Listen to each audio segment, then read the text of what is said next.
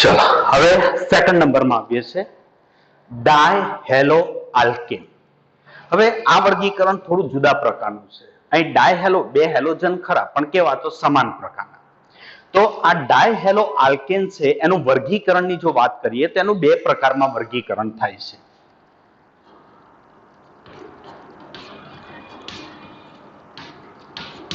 એનું જો વર્ગીકરણ કરીએ છે તો બે પ્રકારમાં થાય છે.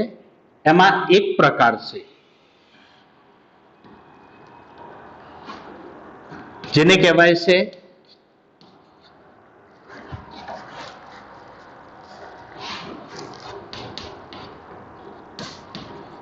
જેમિનલ ડાયહેલાઇડ અને બીજું વર્ગીકરણ છે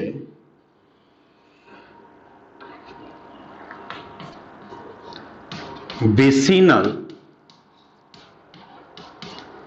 ડાયહેલાઇડ.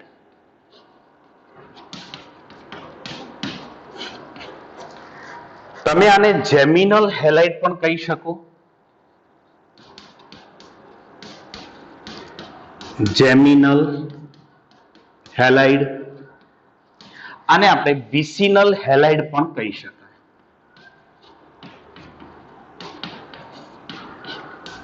Vicinal halide. હવે જેમિનલ ડાયહેલાઇડ કોને કહેવાય અને વિસિનલ ડાયહેલાઇડ કોને કહેવાય તો એની ડિફાઇન જો આપણે લખીએ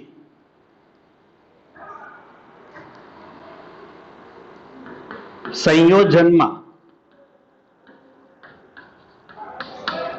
જો એક જ કાર્બન ઉપર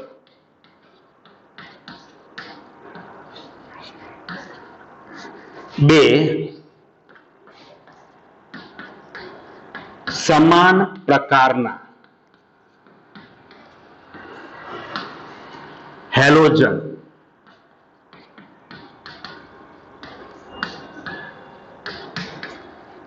જોડાયેલ હોય તો તેને જેમિનલ ડાયહેલાઇડ કહે છે. અહીં એક વસ્તુ ખાસ ધ્યાન રાખજો, એક જ કાર્બન ઉપર બે સમાન પ્રકારના હેલાઇડ જોડાયેલા હોય. હવે આ ઉલ્લેખ દરેકમાં કરવામાં નથી આવતો પણ બધા જ સંયોજનો તમે જોશો ને તો એમાં આ ક્લિયર છે કે સમાન પ્રકારના હેલોજનના સંદર્ભમાં જ આ વાત લખેલી છે. તો એને કહીશું જેમિનલ ડાયહેલાઇડ. દાખલા તરીકે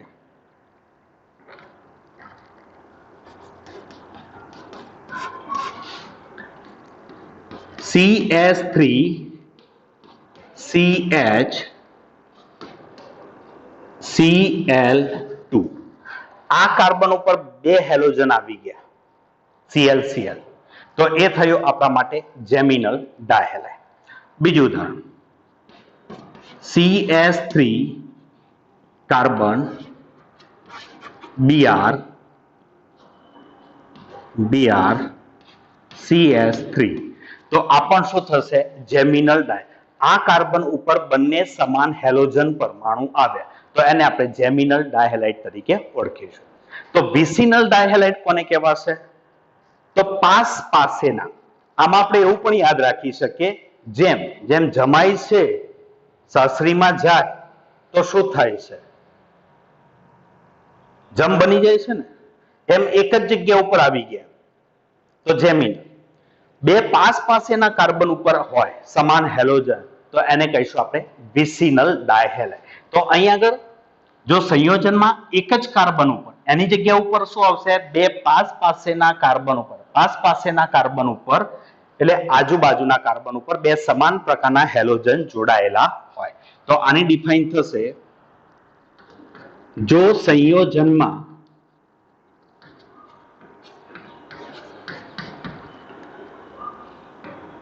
બે પાસ પાસેના કાર્બન ઉપર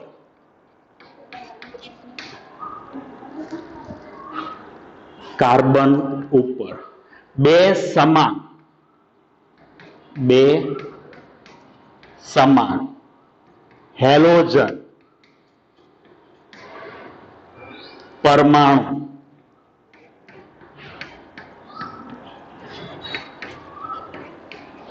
જોડાયેલા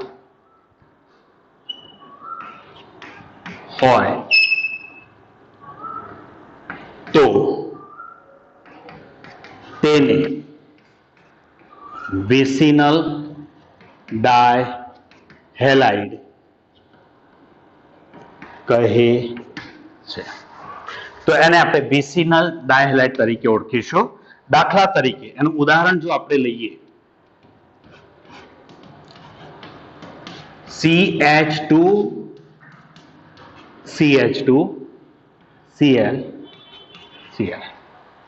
ઓકે, બીજું ઉદાહરણ લખીએ તો CS3CH CH3 Cl Cl. કોઈ પણ બે પાસેના કાર્બન ઉપર સમાન હેલોજન હોય તો એને આપણે વિસિનલ ડાયહેલાઇડ તરીકે ઓળખીશું. હવે વાત આવે છે આના નામકરણની. આમાં જે IUPAC નામકરણ છે, IUPAC નામકરણ તો આપણે જે રૂલ્સ છે એ પ્રમાણે જ કરવાનું છે. સામાન્ય નામકરણ એવું છે કે જેના માટે ચોક્કસ પ્રકારના કોઈક સંદર્ભના નામકરણની અંદર એના નામકરણ થતા હોય. તો આમાં મુખ્ય આપણે એના કોમન નેમની વાત છે. IUPAC નામકરણ તો જે રૂલ્સ છે, જે IUPAC બનાવેલા એના આધારે જ આપણે કરીએ છીએ. પણ જે સામાન્ય નામ છે એ ખાસ આના આપણે યાદ રાખવાના. તો આનું જે કોમન નેમ છે એ કેવી રીતે કરવામાં આવે છે, જેમિનલ ડાયહેલાઇડ, તો એને આલ્કાઈ લીડિંગ. સોરી, જરા આ પહેલા જરા એક વાત કરી લો, પછી આપણે બીજી વાત ઉપર આવીએ છીએ. ઘણી વખતે તમને નામકરણ આપે પછી પૂછે કે આમાં વિસિનલ ડાયહેલાઇડ કયો છે અને જેમિનલ ડાયહેલાઇડ કયો છે, એ જણાવો. તો શું કરવું? તો જો જેમિનલમાં શું થશે, જે બે હેલોજન છે એને સમાન નંબર મળેલો હશે, અને જો વિસિનલમાં હશે તો બે પાસેના 1 2 2 3 3 4 આ પ્રકારના નંબર મળ્યા હોય તો આપણે એને વિસિનલ ડાયહેલાઇડ તરીકે આપણે એને ઓળખીએ છીએ.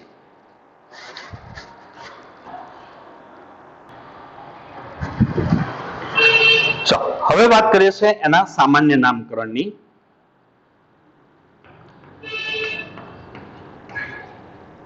સામાન્ય નામકરણ. ચલો, સામાન્ય નામકરણમાં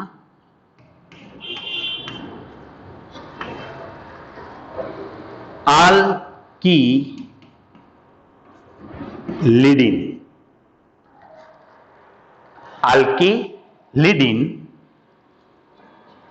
હેલાઇડ.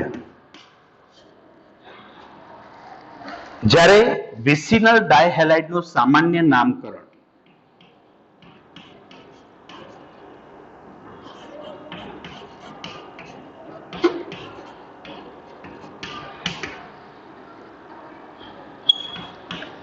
એ આલ્કીલિન, અહીંથી ડ કાઢી નાખજો. આ જે ડ વાળો ભાગ છે કાઢી નાખીશું. આલ્કીલિન અને ડ અહીં આવી જશે. ડાયહેલાઇડ, એમાં ડાય શબ્દ આવશે, પેલામાં નહીં આવે. આલ્કીલિન ડાયહેલાઇડ, અહીં લખાશે આલ્કીલિડિન હેલાઇડ.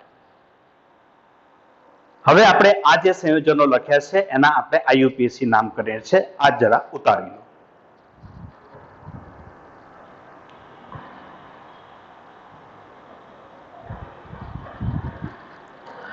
ચલો હવે અહીં ઉદાહરણમાં આ જે સંયોજનો છે એનું જો નામકરણ કરીએ, CS3 CHCl. ચલો પહેલા કોમન ને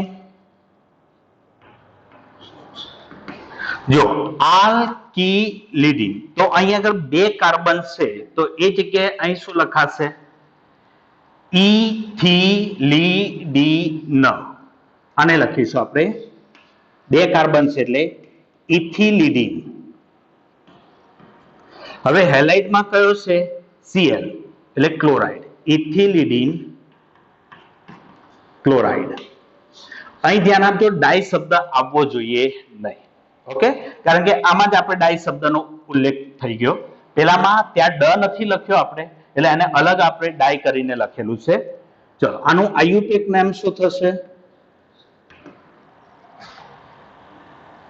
બે કાર્બન અને હેલોજન તો ડાયક્લોરો. કારણ કે આ કાર્બન ઉપર Cl હોય કે આ કાર્બન ઉપર હોય, બંને Cl, નંબરિંગ તો એક જ થશે, સંયોજન એક જ થશે. તો બે કાર્બનમાં તો આપણે નંબર લખીશું નહીં, તો ડાયક્લોરો. Dichloro ethane. આલ્કેન છે એટલે ડાયક્લોરો ઇથેન. જો બંને હેલોજન જુદા જુદા કાર્બન ઉપર હોય ને 3 કરતા વધુ કાર્બન હોય તો આપણે નંબર આપવા પડશે, 3 કે 3 કરતા વધુ હોય તો. હવે આનું નામકરણ છે તમારે હોમવર્કમાં જાતે કરવાનું છે. આ તમારે હોમવર્કમાં આનું નામકરણ જાતે કરવાનું, બરોબર? પછી તમને હું આન્સર મોકલીશ, પણ આ નામકરણ તમારે જાતે કરવાનું રહેશે. ઓકે, ચલો હવે અહીં આવીએ છે. આનું નામકરણ કરો છો, આ નામકરણ જાતે કરવાનું. CH2 CH2 Cl Cl. ચલો, આનું કોમન નેમ તો આ પ્રમાણે લખીશું. આલ્કિલિન, બે કાર્બન તો ઇથિલિન. બે કાર્બન તો અહીં લખીશું ઇથિલિન. ડાય, હવે હેલાઇડ તરીકે કયો છે? Cl, તો ઇથિલિન ડાયક્લોરાઇડ. ઇથિલિન ડાયક્લોરાઇડ.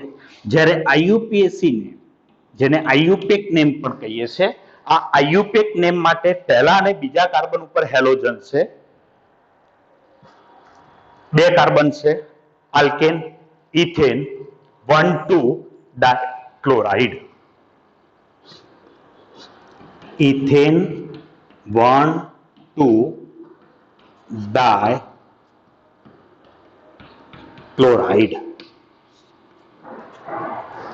ઓકે, તો આ વાત આવી જેમિનલ અને વિસિનલ ડાયહેલાઇડ સંયોજનોના નામકરણની વાત. ઓકે, સ્ક્રીનશોટ પાડી દો અને આને ચોપડામાં તમે નોંધી લો.